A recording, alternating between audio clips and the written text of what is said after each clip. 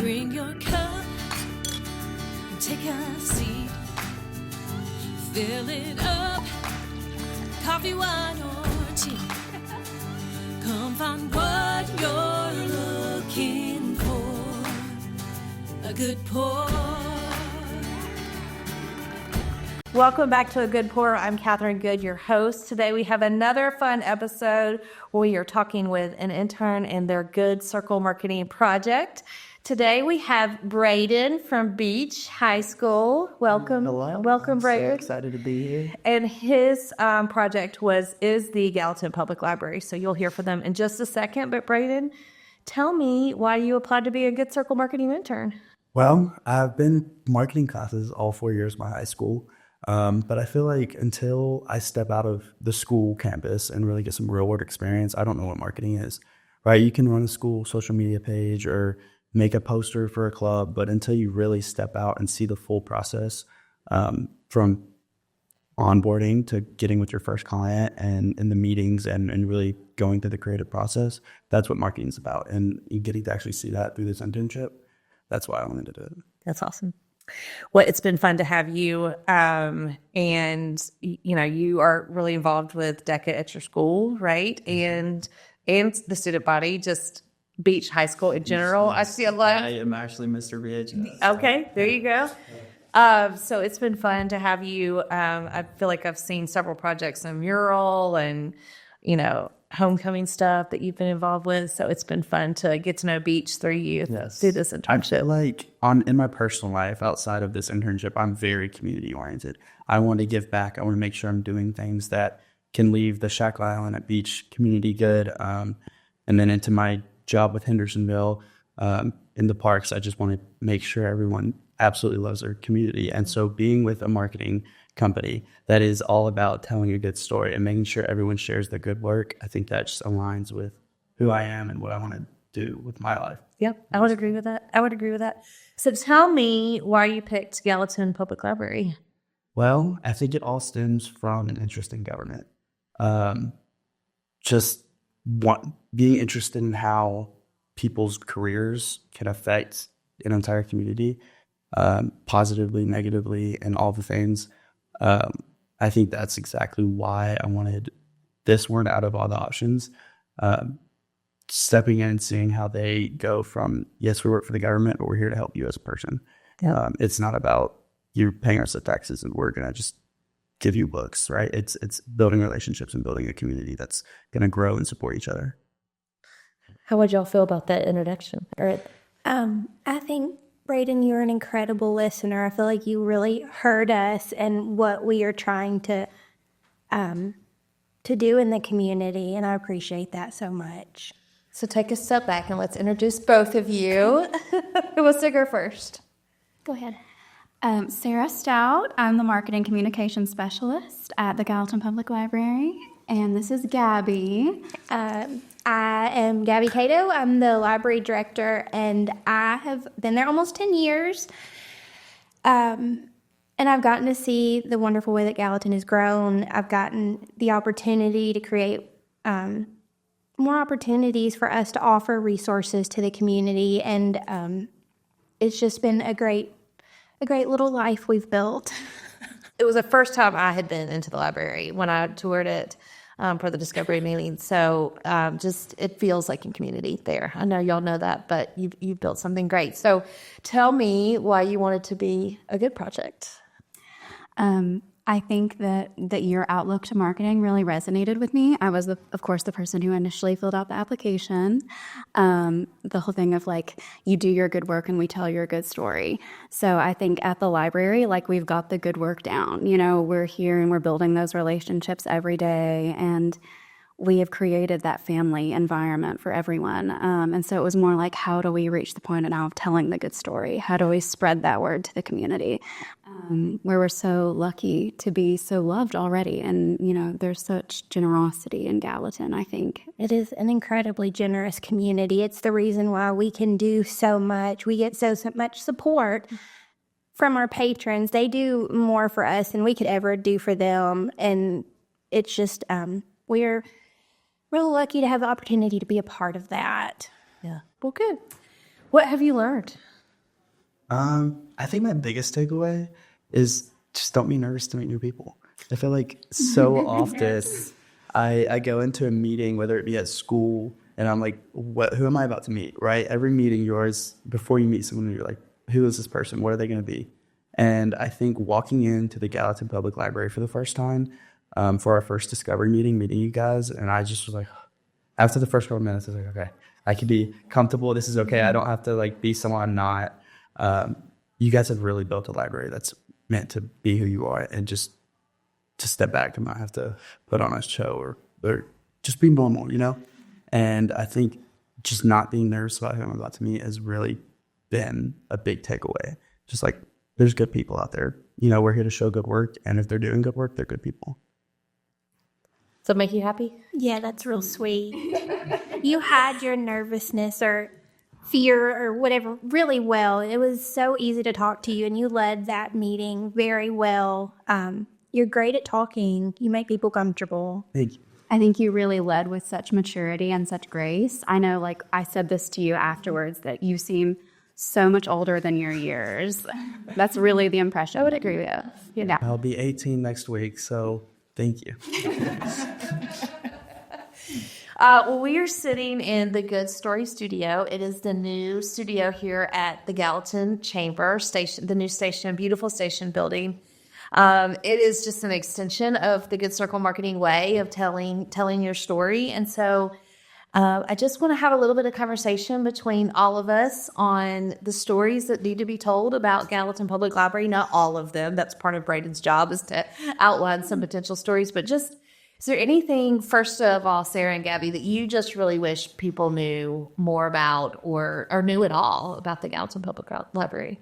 I wish more people knew it was there, that it is a free, it's one of the last, you don't have to do anything to come in. You don't have to actually have a library card or an ID, or you don't have to be from here. You don't have to have any certain background. Nothing is expected of you.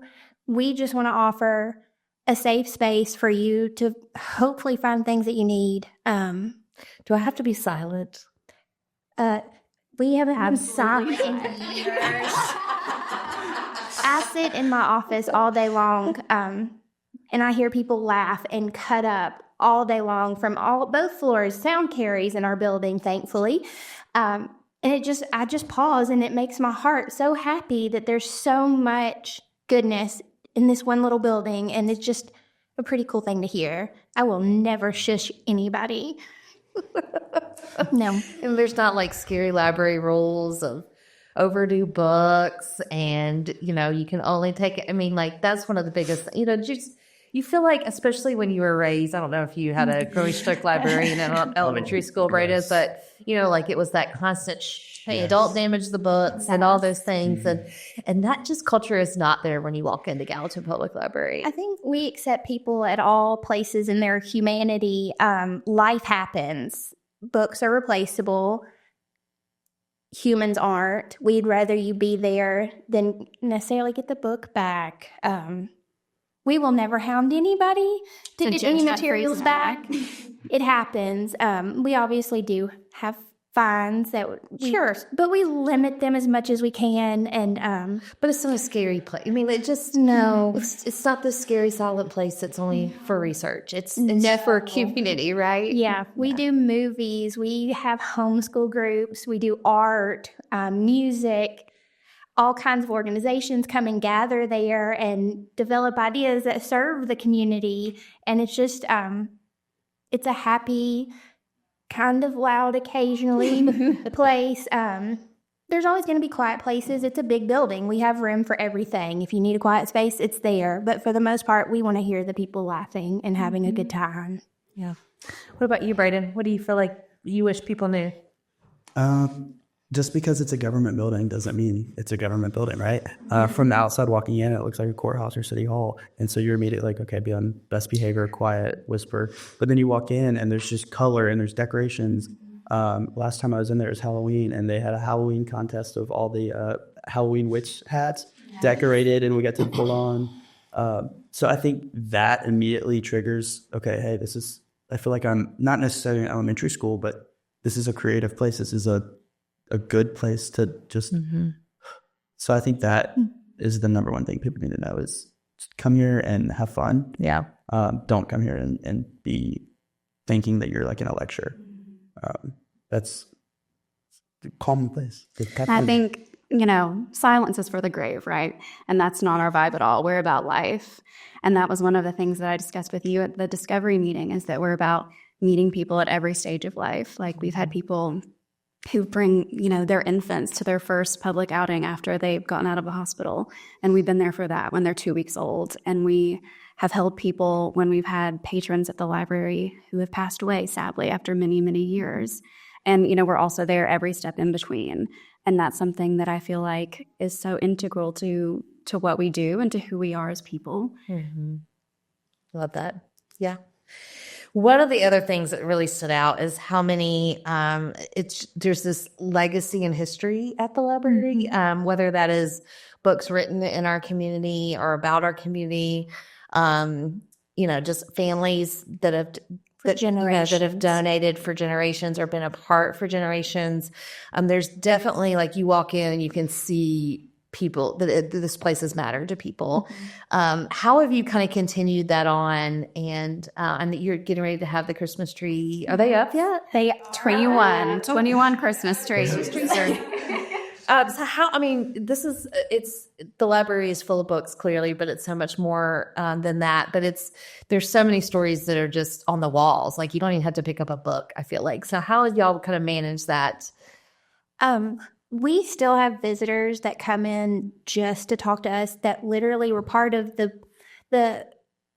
fight to get funding for our new building. They still come and visit. They tell us stories from 2 or 3 generations ago about their grandmother bringing them to the Gallatin Library.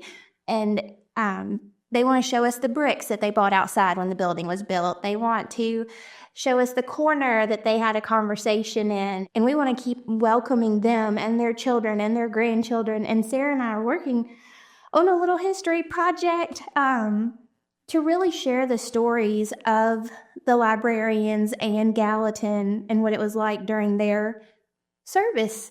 From 1871 onwards. Yeah. Quite a legacy for us to inherit and uphold. And I think that matters a lot. I feel like every time I talk to you guys, I wish we could redo the definition of the library. It's not a sanctuary for books. It's a meeting place for people of all ages and demographics. And that's really what I wish people would know is don't associate the library with just books. Never, ever, ever, because it's so much more than that. And I think that's what you guys have always been about. And if we can just really instill that in everyone around the community, then it would be a whole new world. Well, to close, I would love for you just to share any advice you have for Braden. You really are incredible at talking to people. You would never know that you were nervous. Just keep being brave, keep loving your community, and you can't fail. Thank you so much. I feel like I owe that to my parents for raising me outside. Sweet. I just want to say you really radiate such light and positivity. That was my impression of you from the very first second that we met, and never, ever lose that. I feel like, you can go out in the world, and especially as like a young adult, things can feel cynical. It can feel like idealism is out, but your ideals have got you here. So hold on to those. Thank you. I feel like I kind of project what I give it. And so in whatever environment I'm in, so it's definitely, I'm around a positive environment with you guys. So thank you. Well, thank y'all for being here. Thank you for applying. You are 2 of the most excited people about marketing that I've ever met. Like what you do, you kind of reached out before even the Good Project about something else. And so you understand the value of marketing and telling your story. And that has just communicated, come across in your communication about marketing and your excitement. And so thank you for being excited about Good Circle marketing and marketing in general and Braden. And thank you for the work you're doing. Thank you. And y'all don't forget to come see your Christmas tree. Oh, I will. It's one of my favorite ones. Yeah. Braden, you're doing an awesome job. I know you'll be back to Sumner County because you've already left a legacy. And I'm talking to all the interns about I need you to come back. But I feel like I don't have to tell you that. I'm not so sure yet. Not at all. Good. Thank you for being an intern. You're doing a great job. Thanks for having me. It's been a great opportunity. All right. Thanks, y'all, for being here. Thank you.